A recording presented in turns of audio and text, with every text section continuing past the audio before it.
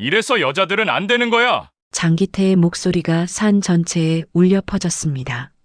군인답게 행동해. 군인답게. 그때였습니다. 찰싹 하는 소리와 함께 장기태의 손이 수진의 뺨을 후려쳤습니다. 그녀는 조용히 화장실로 가서 전화를 걸었습니다. 아빠, 저예요. 무슨 일이야? 목소리가 이상한데? 수진은 차근차근 오늘 있었던 일을 설명했습니다. 아빠가 처리할게. 오늘 이야기는 여자가 군대 오면 나라 망한다는 말을 들으며 견뎌낸 한 젊은 여군의 용기를 다룹니다. 끝까지 들어보시고 여러분의 소중한 생각을 댓글로 남겨주세요. 구독과 좋아요도 잊지 마시고 이런 감동적인 이야기들을 계속 만나고 싶으시다면 알림 설정까지 부탁드립니다. 육군훈련소 제1사단의 새벽 5시 기상 나팔이 울려 퍼집니다. 하지만 윤수진은 이미 깨어 있었습니다. 22살의 그녀는 입대 첫날부터 남들보다 30분 일찍 일어나는 습관을 만들었거든요. 조용히 세면을 마치고 내무반 정리를 시작하는 수진의 모습은 마치 오래된 군인 같았습니다. 또 내가 하냐? 같은 소대 김민지가 잠결에 중얼거렸습니다. 수진은 빗자루질을 멈추지 않으며 답했습니다. 괜찮습니다. 이런 건 금방 끝나요. 사실 청소 당번은 돌아가며 하는 것이었지만 수진은 언제나 먼저 나섰습니다. 완벽주의 성격 때문일까요? 아니면 여군이라는 이유로 더 잘해야 한다는 부담감 때문일까요? 그때 복도에서 굵은 목소리가 들려왔습니다. 여자애들 때문에 아침부터 시끄럽네. 중사 장기태였습니다. 40살의 그는 군생활 20년 차 베테랑이라며 자부하는 사람이었죠. 수지는 잠시 손을 멈추고 그의 목소리에 귀를 기울였습니다. 진짜 요즘 군대 개판이야. 여자들까지 받아주니까. 장기태가 다른 간부와 이야기하는 소리였습니다. 여자가 군대 오면 나라 망한다니까. 옛날엔 이런 일 없었는데 말이지. 수진의 손이 미세하게 떨렸습니다. 하지만 표정은 변하지 않았죠. 그녀는 이런 말들에 익숙해져 있었으니까요. 아니, 익숙해져야만 했다고 해야 맞겠네요. 아침 훈련이 시작되었습니다. 체력 단련 시간, 수진은 다른 누구보다 열심히 했습니다. 팔굽혀펴기 100개, 윗몸 일으키기 200개. 남자 병사들도 힘들어하는 훈련을 그녀는 끝까지 해냈습니다. 땀이 등줄기를 타고 흘러내렸지만 표정 하나 찡그리지 않았죠. 꽤 하네. 한 병사가 중얼거렸습니다. 하지만 곧이어 다른 목소리가 들렸습니다. 그래봤자 여자잖아. 진짜 힘든 일 주면 바로 울음 터질걸. 수지는 그 말을 들었지만 아무 반응하지 않았습니다. 대신 더 단단히 입을 다물고 다음 훈련을 준비했죠. 그녀의 눈빛에는 작은 불꽃이 타오르고 있었습니다. 점심시간이었습니다. 식당에서 밥을 먹던 중 갑자기 소란이 일어났습니다.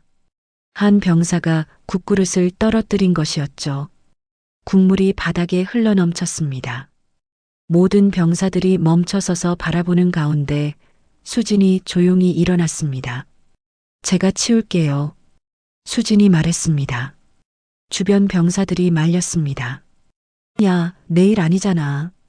하지만 수진은 이미 걸레를 가지러 가고 있었습니다. 그때 장기태가 나타났습니다. 뭐야, 또 윤수진이냐? 그의 목소리에는 비웃음이 섞여 있었습니다. 내가 뭐 청소부야? 맨날 남의 뒤치다꺼리만 하고 다니네. 그냥 보이는 게 있어서요. 수진이 조용히 대답했습니다.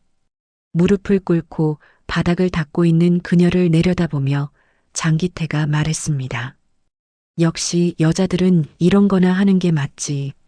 진짜 군인다운 일은 못하면서 말이야. 식당이 조용해졌습니다. 모든 병사들이 숨을 죽이고 지켜보고 있었죠. 수진의 손이 잠시 멈췄습니다. 하지만 곧 다시 움직이기 시작했습니다. 그녀는 바닥을 깨끗이 닦고 일어났습니다. 죄송합니다. 수진이 말했습니다. 장기태를 똑바로 쳐다보며 고개를 숙였죠. 그 순간 그녀의 눈빛에서 무언가 다른 것이 번뜩였습니다. 분노도 아니고 굴복도 아닌 다른 무언가 말입니다. 그날 저녁 수진은 침상에 앉아 휴대폰을 들여다봤습니다. 가족들의 안부 문자가 몇 개 와 있었죠. 특히 아버지의 문자가 눈에 띄었습니다. 힘들면 언제든 연락해라. 아빠가 있다. 수진은 문자를 보며 작은 미소를 지었습니다. 하지만 답장은 하지 않았습니다. 대신 휴대폰을 내려놓고 일기장을 펼쳤죠. 펜을 들고 한참 생각하다가 한 줄을 적었습니다. 오늘도 견뎠다. 내일도 견딜 수 있을 것이다. 밤이 깊어갔습니다. 수지는 창밖을 바라봤습니다. 훈련소 위로 별들이 반짝이고 있었죠. 고향에서 보던 그 별들과 같은 별들이었습니다. 하지만 이곳에서 보는 별들은 왠지 더 차갑게 느껴졌습니다. 그녀는 이불을 덮으며 생각했습니다. 언젠가는 이 모든 것들이 의미 있는 시간이 될 거라고. 자신이 여기서 배우고 견뎌내는 모든 것들이 헛되지 않을 거라고 말입니다. 수지는 그런 믿음으로 하루하루를 버텨나가고 있었습니다. 다음 날이 밝았습니다. 오늘도 똑같은 하루가 시작될 것입니다. 하지만 수지는 알지 못했습니다. 그 똑같은 하루가 곧 완전히 달라질 거라는 사실을 말입니다. 혹한기 훈련 셋째 날이었습니다. 새벽 기온이 영하 15도까지 떨어진 매서운 추위 속에서 전술행군이 시작되었죠. 수지는 다른 병사들과 함께 완전군장을 메고 산길을 오르고 있었습니다. 숨이 하얗게 나오고 손끝이 얼얼했지만 그녀는 한 번도 뒤처지지 않았습니다. 윤수진 무전기 확인해. 장기태 중사의 지시가 떨어졌습니다. 수지는 배낭에서 무전기를 꺼내 점검했습니다. 모든 것이 정상이었죠. 하지만 그 순간이었습니다. 얼어붙은 손가락 때문에 무전기가 미끄러져 바위에 떨어졌습니다. 쾅 소리와 함께 무전기 모서리가 깨졌습니다. 모든 병사들이 그 소리에 발걸음을 멈췄죠. 수진의 얼굴이 순간 하얗게 변했습니다. 무전기는 부대의 핵심 장비였거든요. 뭐야, 이거? 장기태가 성큼성큼 다가왔습니다. 그의 얼굴은 이미 분노로 일그러져 있었죠. 윤수진, 당장 여기 나와. 수진이 떨리는 다리로 앞으로 나섰습니다. 장기태는 깨진 무전기를 집어들며 소리쳤습니다. 이게 뭐야? 장난감이야? 주변 병사들이 모두 지켜보는 가운데였습니다. 수지는 고개를 숙이며 말했습니다. 죄송합니다. 실수였습니다. 실수? 장기태의 목소리가 한 옥타브 올라갔습니다. 이런 식으로 실수하면 전쟁터에서 어떻게 할 거야? 동료들 다 죽게 만들 거야? 그의 얼굴이 수진에게 바짝 다가왔습니다. 정신 똑바로 안 차려? 수진이 입을 열려던 순간이었습니다. 이래서 여자들은 안 되는 거야. 장기태의 목소리가 산 전체에 울려 퍼졌습니다. 군인답게 행동해. 군인답게. 그때였습니다. 찰싹 하는 소리와 함께 장기태의 손이 수진의 뺨을 후려쳤습니다. 그 소리가 추운 공기를 가르며 모든 병사들의 귀에 들렸죠. 수진의 고개가 옆으로 돌아갔습니다. 시간이 멈춘 것 같았습니다. 아무도 숨소리조차 내지 않았죠. 수진은 뺨을 감싸고 있는 뜨거운 느낌을 받으며 천천히 고개를 돌렸습니다. 그리고 장기태를 똑바로 바라봤습니다. 그 순간 수진의 눈빛에서 무언가 변했습니다. 굴복도 아니고 분노도 아닌 차가운 결심 같은 것이었죠. 하지만 그녀의 목소리는 여전히 침착했습니다. 죄송합니다. 앞으로 잘하겠습니다. 장기태는 만족스러운 표정을 지었습니다. 그래, 이렇게 해야 정신을 차리지. 그는 다른 병사들을 향해 소리쳤습니다. 다들 봤지? 이런 식으로 대충 하면 안 돼. 알겠어? 예. 병사들이 일제히 대답했습니다. 하지만 그들의 시선은 여전히 수진에게 머물러 있었죠. 어떤 병사는 동정어린 눈빛을, 어떤 병사는 불편한 표정을 짓고 있었습니다. 행군이 재개되었습니다. 수진은 깨진 무전기를 배낭에 넣고 다시 걷기 시작했습니다. 뺨이 아직도 화끈거렸지만 그녀의 걸음은 흔들리지 않았죠. 오히려 더 단단해 보였습니다. 같은 소대 정하은이 수진 곁으로 다가왔습니다. 괜찮아? 작은 목소리로 물었죠. 수진은 고개를 끄덕였습니다. 괜찮습니다.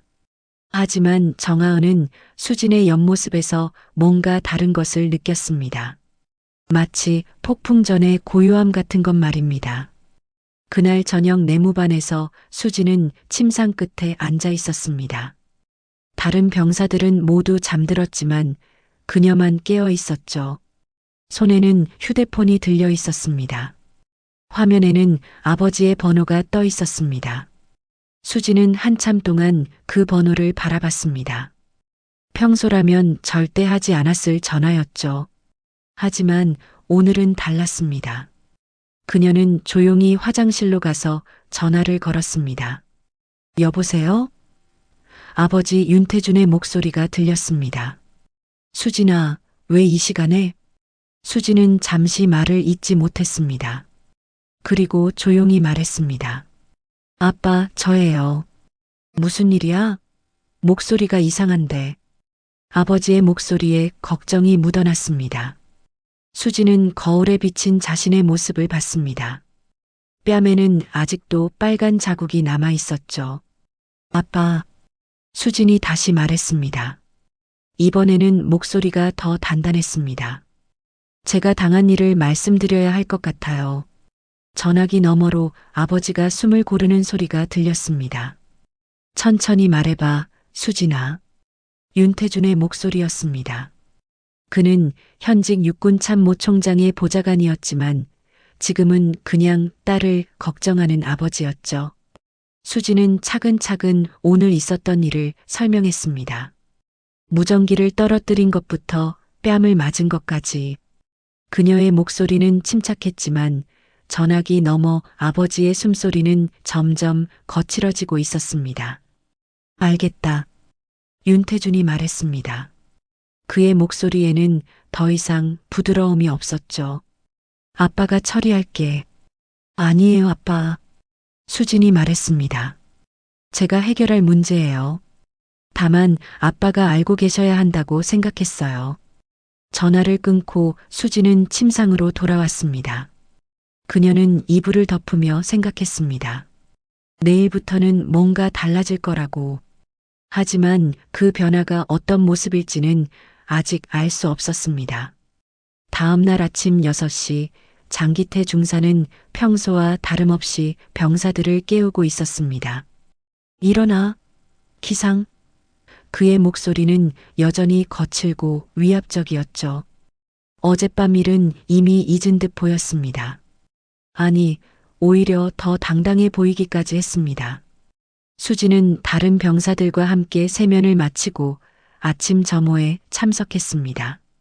그녀의 뺨에는 아직도 희미한 자국이 남아 있었지만 표정은 평소와 다르지 않았죠. 하지만 주변 병사들의 시선은 어제와는 확실히 달랐습니다. 오늘 뭔가 분위기가 이상하지 않아? 정하은이 김민지에게 속삭였습니다. 실제로 분위기가 묘했습니다. 간부들 사이에서도 수군거리는 소리가 들렸고 평소보다 긴장감이 감돌았죠. 그때였습니다. 사령부에서 전령이 뛰어왔습니다. 장기태 중사님, 사단장실로 즉시 출두하라는 명령입니다. 전령의 목소리가 훈련장 전체에 울려 퍼졌습니다. 장기태의 얼굴이 순간 굳었습니다. 뭐, 사단장실? 그는 당황스러운 표정을 감추려 했지만 목소리에서는 동요가 느껴졌죠. 무슨 일인지 알아? 모르겠습니다. 다만 지금 당장 오라고 하셨습니다. 장기태는 급히 군복을 정리하며 사단장실로 향했습니다. 그의 걸음이 평소보다 빨랐죠. 뒤에 남은 병사들은 서로 눈치를 보며 수군거렸습니다. 뭔 일이지? 혹시 어제 그 일 때문에? 사단장실 문을 두드리는 장기태의 손은 미세하게 떨리고 있었습니다. 들어오라. 굵은 목소리가 들렸죠. 장기태가 문을 열고 들어가자 사단장 앞에 낯선 남자가 앉아 있었습니다. 그 남자는 윤태준 대령이었습니다. 수진의 아버지였죠. 그의 어깨에는 육군 참모총장 보좌관이라는 계급장이 빛나고 있었습니다. 장기태의 얼굴이 하얗게 변했습니다. 장기태 중사. 윤태준의 목소리는 차가웠습니다. 어제 훈련 중에 있었던 일에 대해 이야기해 보겠습니다. 장기태는 목을 꿀꺽 삼키며 대답했습니다. 무슨 일 말씀이신지요? 윤수진 병사를 아십니까? 윤태준이 물었습니다. 장기태의 등에 식은땀이 흘렀죠. 아, 예. 저희 소대 병사입니다. 그 병사의 뺨을 때리셨다고 들었는데요. 사단장이 끼어들었습니다. 중사, 그런 일이 있었나? 장기태는 당황하며 더듬거렸습니다. 그게 훈육 차원에서 약간의 오해가 있었던 것 같습니다. 그의 목소리가 점점 작아졌죠. 윤태준이 천천히 일어났습니다. 오해라고 하셨습니까? 그의 눈빛이 매서워졌습니다. 제 딸의 뺨에 남은 자국을 오해라고 하시는 겁니까? 그 순간 장기태는 모든 것을 깨달았습니다. 윤수진이 바로 윤태준 대령의 딸이었던 것입니다. 그의 다리가 후들거리기 시작했죠. 죄송합니다. 몰랐습니다. 몰랐다고요? 윤태준의 목소리가 더욱 차가워졌습니다. 그럼 알았다면 때리지 않으셨다는 말씀입니까? 다른 병사들은 때려도 되고 제 딸만 안 되는 겁니까? 사단장도 심각한 표정이 되었습니다. 중사, 부하를 폭행한 것이 사실입니까? 장기태는 더 이상 변명할 수 없었습니다. 죄송합니다. 하지만 정말 훈육 차원에서 당신 같은 사람이 군에 남아있다는 게 군의 수치입니다. 윤태준이 단호하게 말했습니다. 군인은 부하를 보호해야 하는 사람이지 폭행하는 사람이 아닙니다. 장기태는 무릎이 꺾일 것 같았습니다. 20년 군 생활이 한순간에 무너지는 느낌이었죠. 기회를 주십시오. 다시는 이런 일이. 기회는 이미 충분히 주어졌습니다. 사단장이 말했습니다. 중사는 즉시 보직 해제되고 군 검찰에 송치됩니다. 장기태의 얼굴이 완전히 하얗게 변했습니다. 한편 훈련장에서는 수진이 평소와 다름없이 훈련에 임하고 있었습니다. 하지만 다른 병사들의 시선은 계속 그녀에게 쏠려 있었죠. 누군가 속삭였습니다. 장 중사가 사단장실에 불려갔대. 혹시 수진이 때문에? 정하은이 수진에게 다가왔습니다. 수진아, 너 뭔가 했어? 수진은 고개를 저었습니다. 모르겠어요. 그냥 훈련이나 열심히 해요. 하지만 수진의 마음속은 복잡했습니다. 아버지가 무언가 조치를 취했을 것은 분명했지만 이렇게 빨리 일이 진행될 줄은 몰랐거든요. 과연 이것이 옳은 일일까 하는 의문도 들었습니다. 오후가 되자 소문이 퍼지기 시작했습니다. 장기태 중사가 보직 해제되었다는 것, 그리고 그 이유가 수진과 관련이 있다는 것. 병사들의 시선이 더욱 복잡해졌습니다. 어떤 병사는 수진을 동정어린 눈으로 바라봤고 어떤 병사는 불편한 표정을 지었습니다. 역시 빽이 있으니까 다르네. 이런 수군거림도 들렸죠. 수진은 그 모든 시선들을 견뎌내야 했습니다. 정의가 실현된 것 같기도 하고 뭔가 잘못된 것 같기도 했습니다. 하지만 한 가지는 확실했습니다. 이제 모든 것이 달라질 거라는 것 말입니다. 그날 밤 수지는 아버지에게서 전화를 받았습니다. 처리했다. 윤태준의 목소리였습니다. 고맙습니다, 아빠. 수진이 조용히 대답했습니다. 하지만 마음 한편으로는 이것이 진정한 해결일까 하는 의문이 들었습니다. 장기태가 보직 해제된 지 사흘이 지났습니다. 하지만 그는 아직 부대를 떠나지 않았습니다. 군 검찰 조사가 진행되는 동안 대기 상태였거든요. 그리고 그 사흘 동안 장기태의 마음속에는 분노와 절망이 뒤섞여 있었습니다. 20년 군 생활이 한순간에 끝나다니 장기태가 혼자 중얼거렸습니다. 그는 자신의 행동에 대한 반성보다는 수진에 대한 원망이 더 컸죠. 고작 여자애 하나 때문에 내 인생이 망가졌어. 그때 장기태에게 한 가지 아이디어가 떠올랐습니다. 만약 수진이 먼저 문제를 일으켰다면 어떨까? 자신의 행동이 정당방위였다고 주장할 수 있다면? 그는 컴퓨터 앞에 앉아 보고서를 작성하기 시작했습니다. 병사 윤수진은 평소 상관에 대한 불만을 자주 표출했으며 장기태의 손가락이 키보드 위를 움직였습니다. 훈련 중 고의로 장비를 파손하고 이를 지적하자 상관에게 폭언을 했음. 모두 거짓이었습니다. 하지만 장기태는 멈추지 않았습니다. 또한 부대 내 기물을 의도적으로 파손하고 다른 병사들에게 불온한 발언을 일삼았음. 그의 얼굴에는 비뚤어진 미소가 떠올랐죠. 이에 부득이하게 훈육 차원에서 경미한 체벌을 가했으나 병사가 이를 악용하여 신고함.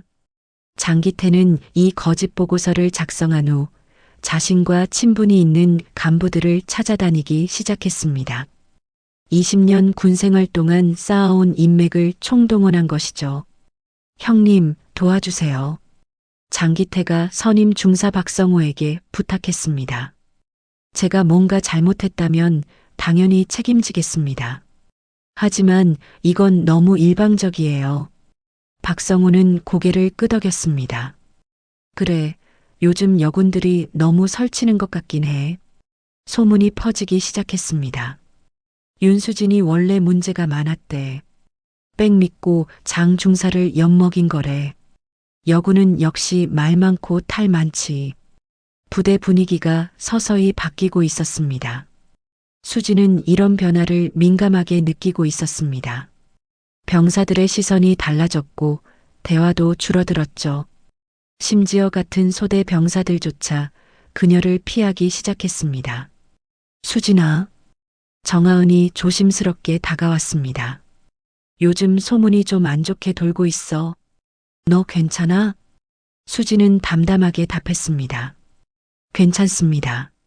사실이 아닌 걸 뭐. 하지만 그녀의 목소리에는 작은 떨림이 있었습니다. 며칠 후 사단 내부에서 공식적인 진상조사가 시작되었습니다.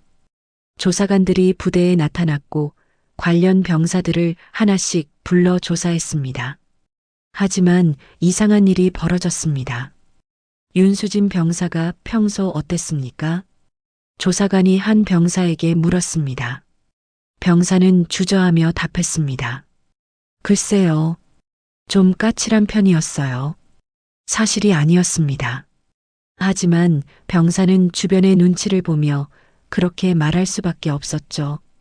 다른 병사도 마찬가지였습니다. 수진이가 장비를 일부러 떨어뜨린 것 같았나요? 확실하지는 않지만 그럴 수도 있을 것 같아요. 모두 애매한 답변들이었지만 쌓이면 수진에게 불리해질 수 있는 증언들이었습니다. 수진은 이런 상황을 조용히 지켜보고 있었습니다. 그리고 하나하나 메모했죠. 누가 무슨 말을 했는지, 어떤 분위기로 바뀌고 있는지. 그녀는 단순히 당하고만 있지 않았습니다. 한편 장기태는 점점 자신감을 얻고 있었습니다. 역시 인맥이 중요해. 그는 혼자 웃으며 생각했습니다. 고작 대령 딸이라고 해서 뭐가 달라? 여기는 내가 20년 동안 쌓아온 곳이야. 하지만 수진도 가만히 있지 않았습니다. 그녀는 매일 밤 일기를 쓰며 모든 상황을 기록했습니다. 누가 언제 무슨 말을 했는지, 어떤 압력이 있었는지, 정확하고 세밀하게 말입니다.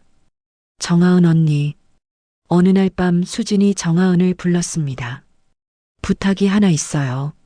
정하은이 고개를 끄덕였습니다. 뭔데? 혹시 휴대폰으로 녹음하는 방법 아세요? 정하은이 놀랐습니다. 녹음? 왜? 수진이 조용히 말했습니다. 진실을 기록해두고 싶어요. 나중에 필요할 수도 있으니까. 그녀의 눈빛에는 단단한 결의가 담겨 있었습니다. 그 다음 날부터 수진의 행동이 달라졌습니다. 여전히 조용했지만 더욱 세심하게 주변을 관찰했죠. 그리고 기회가 될 때마다 중요한 대화들을 녹음하기 시작했습니다. 어느 날 오후 장기태가 수진에게 직접 접근했습니다. 윤수진. 그의 목소리는 위협적이었습니다. 내가 뭘 하고 있는지 다 알고 있어. 그만두는 게 좋을걸? 수진이 고개를 들어 장기태를 바라봤습니다. 무슨 말씀이신지 모르겠습니다. 장기태가 비웃었습니다.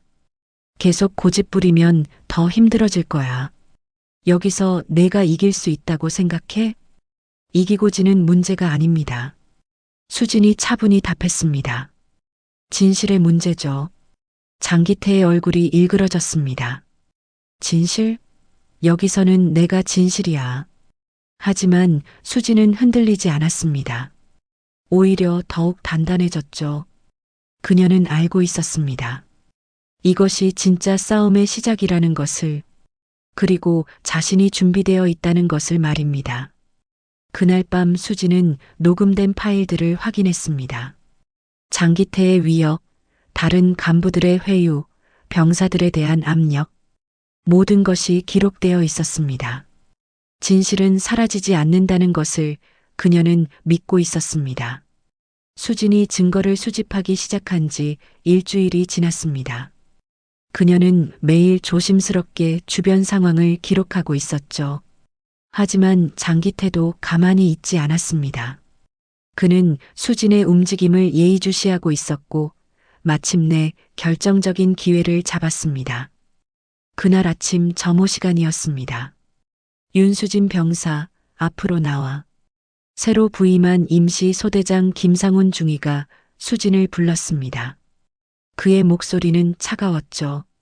수진이 앞으로 나서자 김중위가 말했습니다. 지시 불복종 및 훈련 태만 혐의로 영창 대기실에 수용한다. 병사들이 웅성거렸습니다. 뭐야? 수진이가 뭘 했다고? 하지만 아무도 나서서 반박하지는 못했죠. 수진 자신도 당황했습니다. 무슨 혐의인지 구체적으로 말씀해 주세요. 어제 훈련 중 명령을 거부했고 부대 내에서 불온한 발언을 했다는 신고가 접수되었다. 김중희가 서류를 들어보였습니다. 또한 동료 병사들에게 상급자에 대한 불신을 조장했다는 증언도 있다. 수진의 얼굴이 하얗게 변했습니다. 모두 거짓이었거든요. 하지만 이미 공식 서류로 작성된 상태였습니다. 그건 사실이 아닙니다.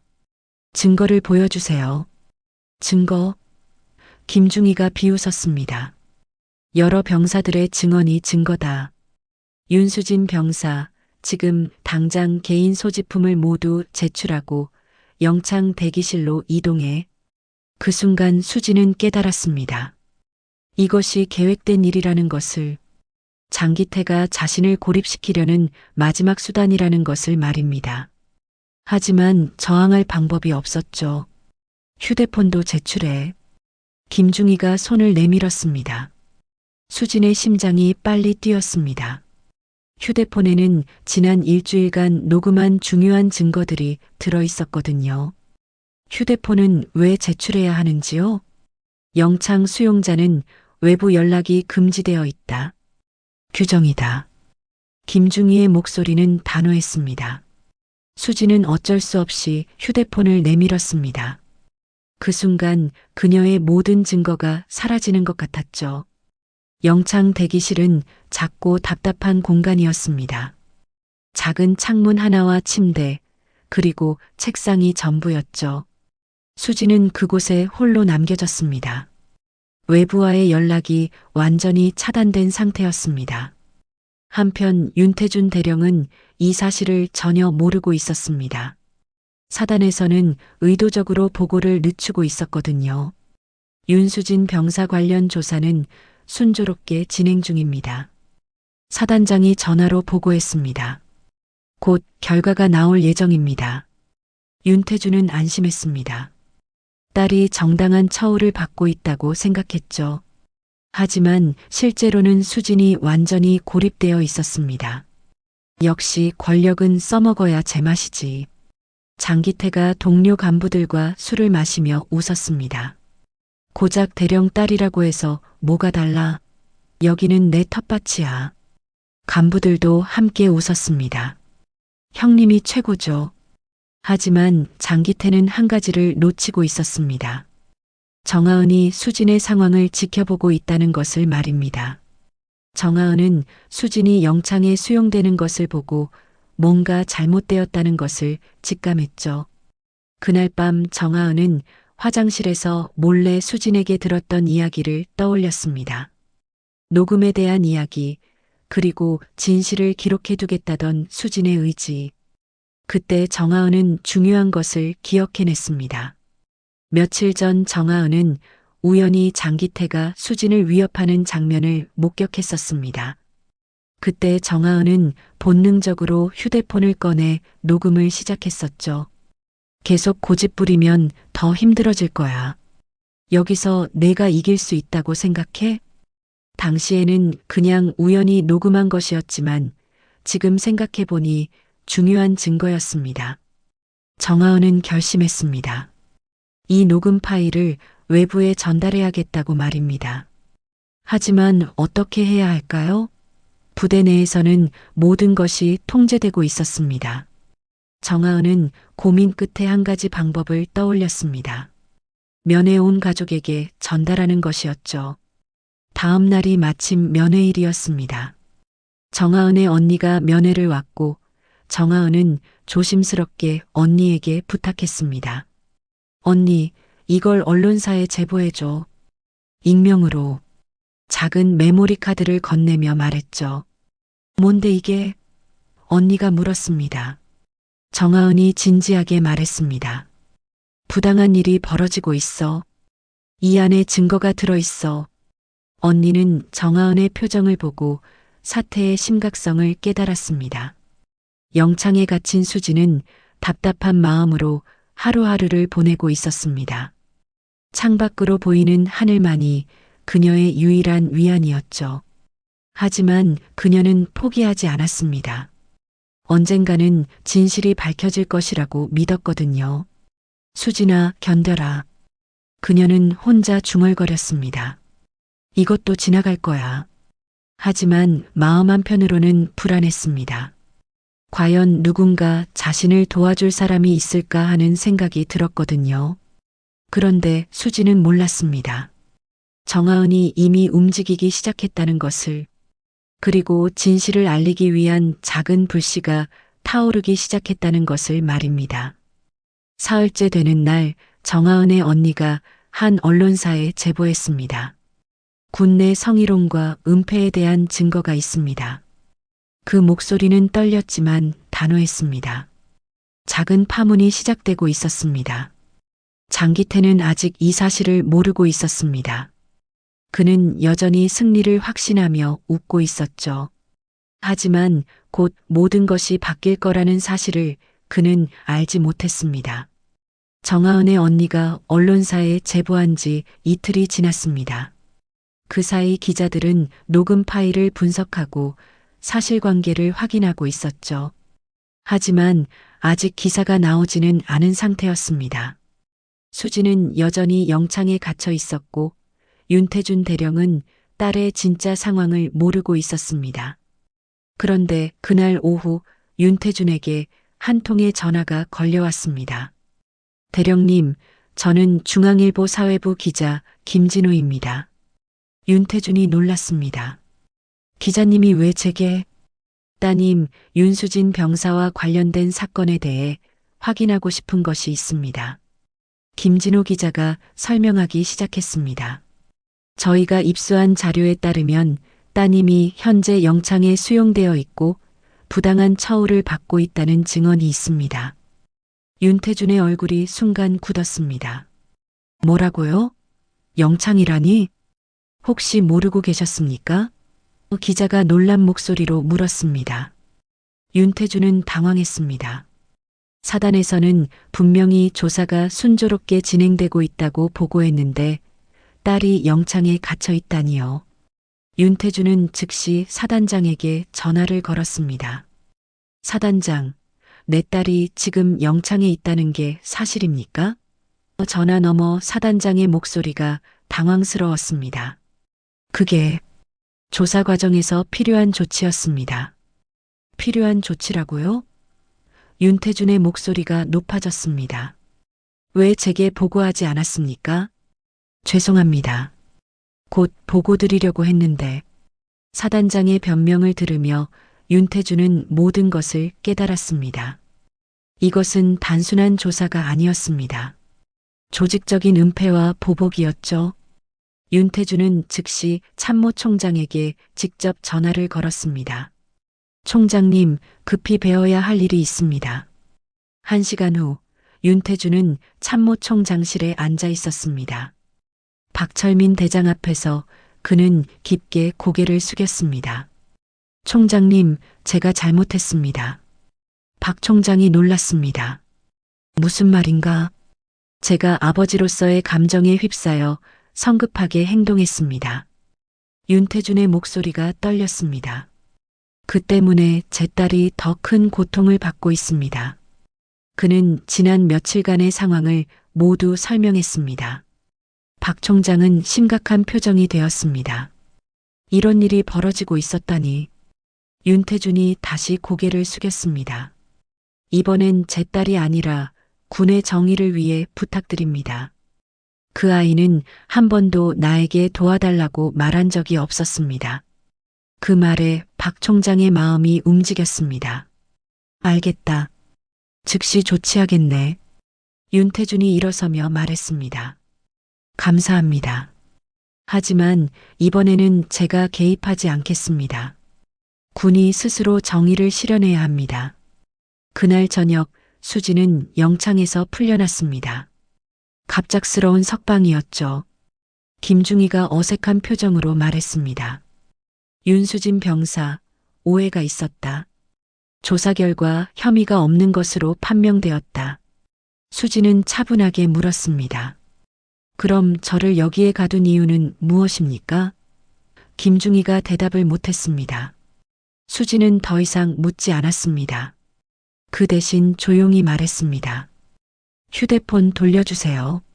휴대폰을 받은 수지는 아버지에게서 온 수많은 부재중 전화를 확인했습니다.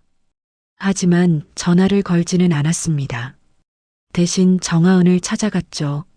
언니 고마워요. 수진이 정하은에게 말했습니다. 정하은이 놀랐습니다.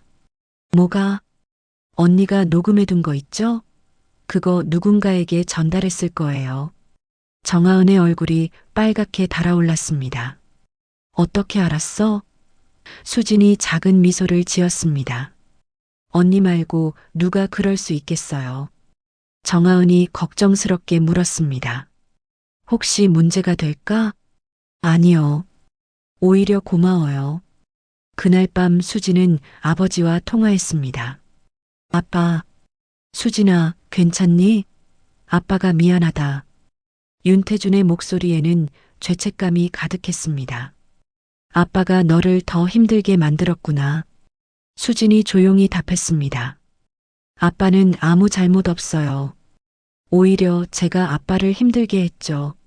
아니다. 이번 일로 아빠가 깨달은 게 있어. 내가 원하는 건 아빠의 보호가 아니라 정의였구나. 지켜달라고 하지 않았어요.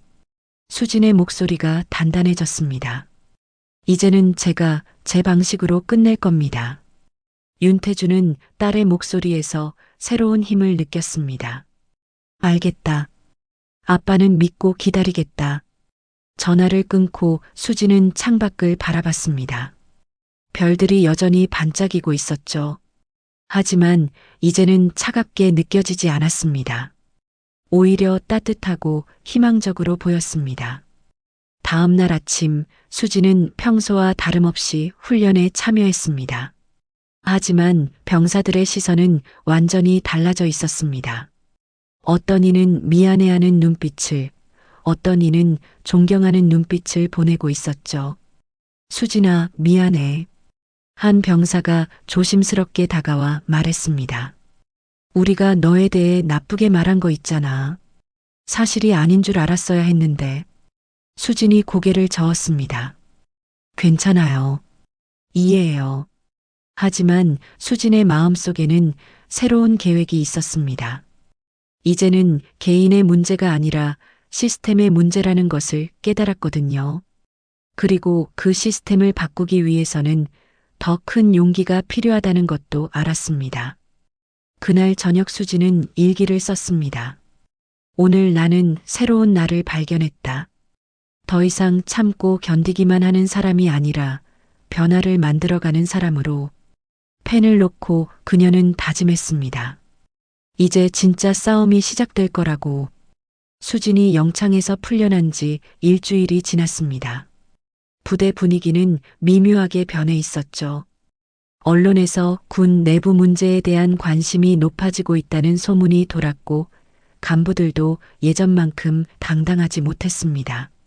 하지만 장기태는 여전히 자신만만했습니다. 언론이 뭐 어쨌다고? 결국엔 흐지부지 될 거야.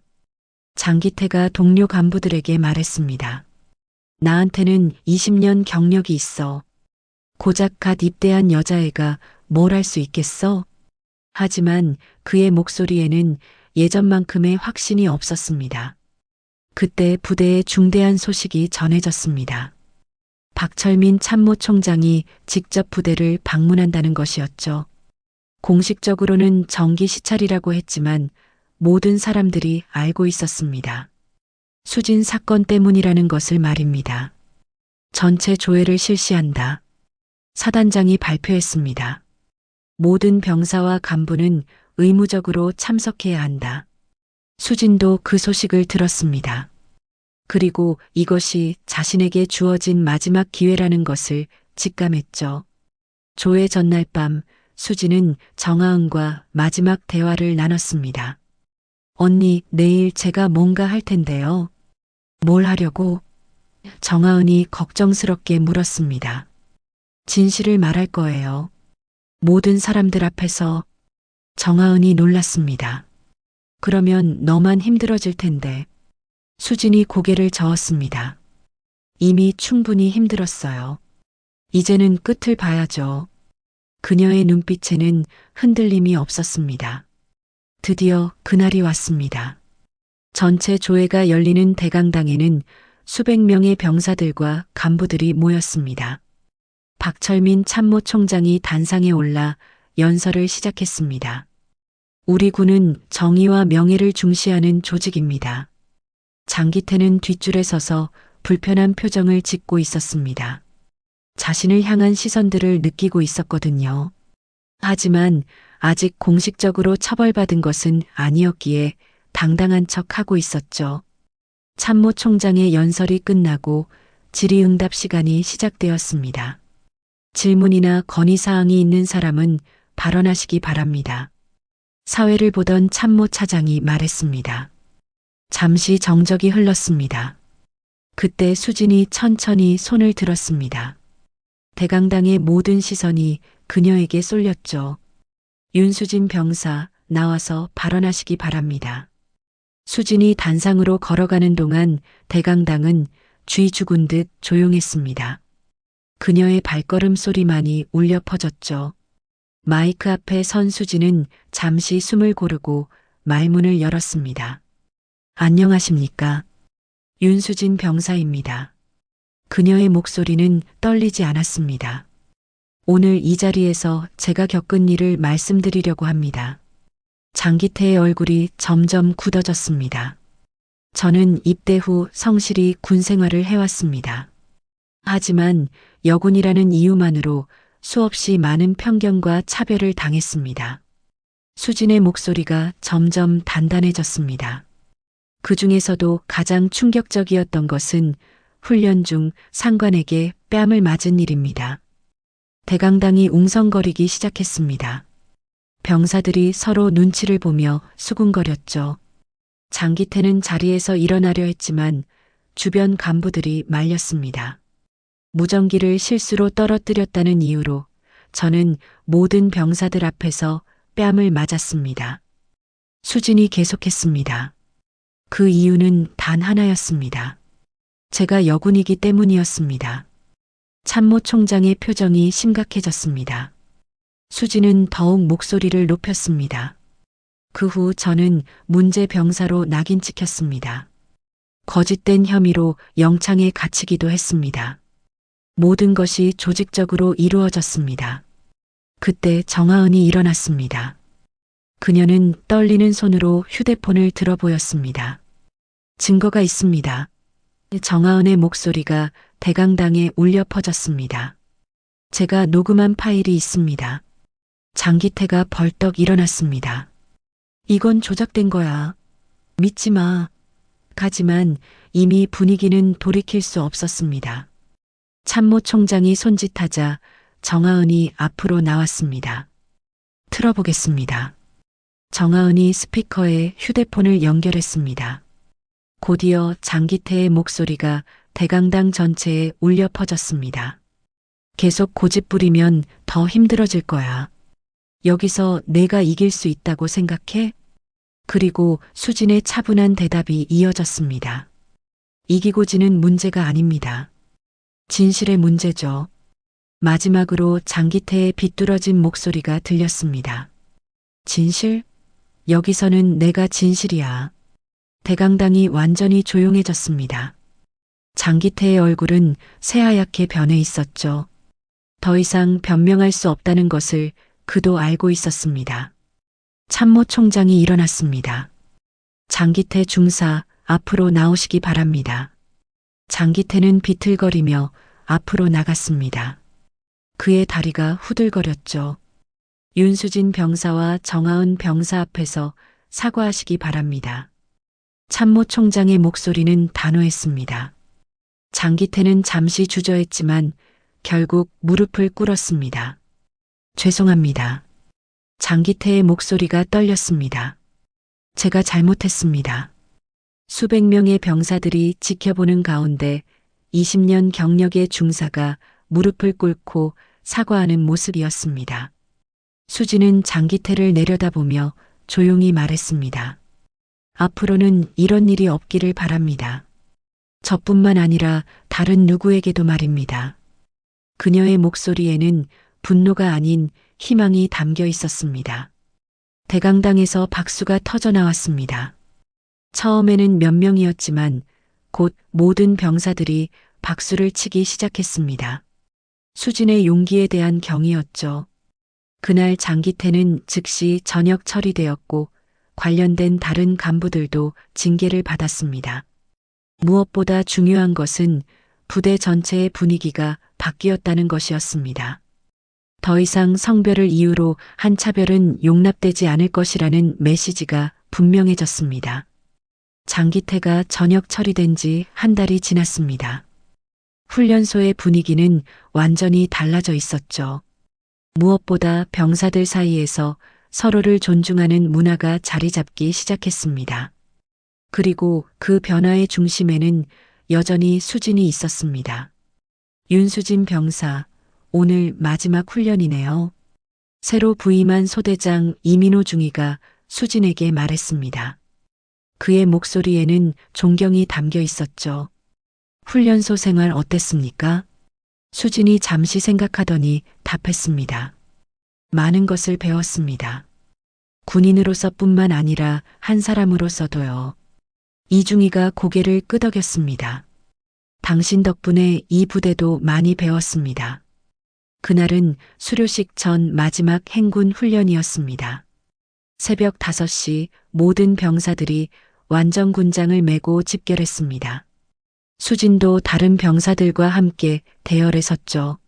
하지만 이제 그녀를 바라보는 시선들은 완전히 달랐습니다. 오늘 행군은 특별한 의미가 있습니다. 이중희가 병사들에게 말했습니다. 여러분이 진정한 군인으로 거듭나는 마지막 관문입니다. 성별이나 출신이 아닌 오직 의지와 노력으로만 평가받는 행군입니다. 행군이 시작되었습니다. 10km의 험한 산길이었죠. 수지는 처음처럼 묵묵히 걸었습니다. 하지만 이번에는 혼자가 아니었습니다. 정하은이 옆에서 함께 걸었고 다른 병사들도 서로를 격려하며 행군했습니다. 수진아, 힘들지? 정하은이 물었습니다. 수진이 고개를 저었습니다. 이제는 안 힘들어요. 혼자가 아니니까요. 정하은이 웃었습니다. 맞아. 이제는 우리가 함께니까. 중간 휴식지에서 한 남자 병사가 수진에게 다가왔습니다. 수진 선임, 물 좀 나눠 마실 수 있을까요? 그는 자연스럽게 수진을 선임이라고 불렀습니다. 계급은 같았지만 존경의 표현이었죠. 당연하죠. 수진이 물통을 건네며 말했습니다. 그 모습을 보던 다른 병사들도 하나둘 수진 주변으로 모여들었습니다. 선임, 그때 정말 용기 있으셨어요. 저희도 배울 점이 많았습니다. 수진은 부끄러워하며 말했습니다. 저는 그냥 제가 해야 할 일을 했을 뿐이에요. 여러분도 똑같이 하셨을 거예요. 하지만 병사들은 고개를 저었습니다. 아니에요. 쉬운 일이 아니었어요. 행군이 재개되었습니다. 오르막길이 계속되었지만 병사들의 발걸음은 힘차게 이어졌습니다. 수진도 다른 누구보다 당당하게 걸었죠. 그녀의 얼굴에는 평온한 미소가 떠올라 있었습니다. 저기 정상이 보여. 한 병사가 소리쳤습니다. 모든 병사들이 힘을 내어 마지막 구간을 올랐습니다. 드디어 정상에 도착했을 때 모든 사람들이 환호성을 질렀습니다. 해냈다. 우리가 해냈어. 병사들이 서로를 부둥켜 안으며 기뻐했습니다. 수진도 그 속에서 함께 웃고 있었죠. 이중희가 모든 병사들을 바라보며 말했습니다. 여러분 모두 진정한 군인이 되었습니다. 성별도 출신도 편견도 이길 수 없는 의지를 보여주었습니다. 그의 시선이 수진에게 머물렀습니다. 특히 윤수진 병사는 우리 모두에게 용기가 무엇인지 가르쳐 주었습니다. 정상에서 바라본 풍경은 장관이었습니다. 끝없이 펼쳐진 산맥과 그 너머로 보이는 마을들. 수진은 그 풍경을 바라보며 생각했습니다. 자신이 걸어온 길과 앞으로 걸어갈 길에 대해서 말입니다. 하산길에서 정하은이 수진에게 물었습니다. 후회하지 않아? 그때 그냥 참았으면 편했을 텐데. 수진이 고개를 저었습니다. 전혀요. 오히려 그때 용기를 냈기 때문에 지금의 제가 있는 것 같아요. 변했어, 너. 정하은이 말했습니다. 처음 만났을 때보다 훨씬 강해졌어. 수진이 웃었습니다. 언니도 변했어요. 더 용감해졌어요. 두 사람은 서로를 바라보며 웃었습니다. 부대로 돌아온 후 수진은 아버지에게 전화를 걸었습니다. 아빠, 내일 수료식이에요. 그래, 수고 많았다. 아빠가 갈까? 수진이 잠시 생각하더니 말했습니다. 오세요. 하지만 그냥 한 명의 아버지로만 와주세요. 윤태준이 웃었습니다. 알겠다. 아빠는 언제나 내가 자랑스럽다. 저도 아빠가 자랑스러워요. 끝까지 저를 믿어주셔서요.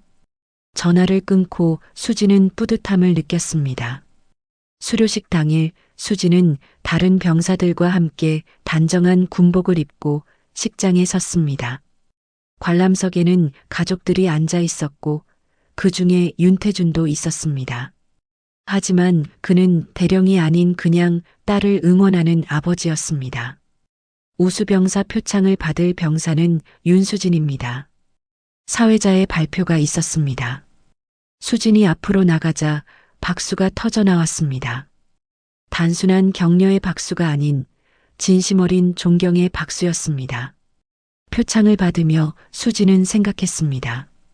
이 모든 과정이 자신을 더 강하게 만들었다고, 그리고 앞으로도 어떤 어려움이 와도 이겨낼 수 있을 것이라고 말입니다. 식이 끝난 후 수진은 훈련소를 둘러봤습니다.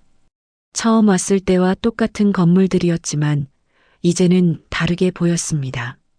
더 이상 차가운 곳이 아닌 자신을 성장시켜준 소중한 공간으로 느껴졌습니다.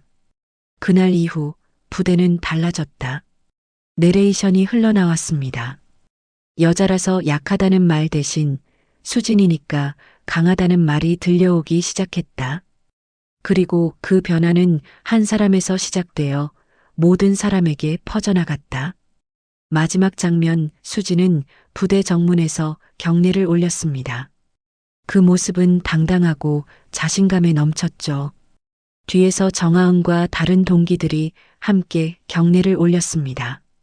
변화를 만든 건 권력도 계급도 아닌 내레이션이 계속되었습니다. 묵묵히 참아온 한 명의 용기였다. 그리고 그 용기는 이제 모든 사람의 마음속에 살아 숨쉬고 있었다. 수진의 이야기는 끝났지만 진정한 변화는 이제 시작이었습니다.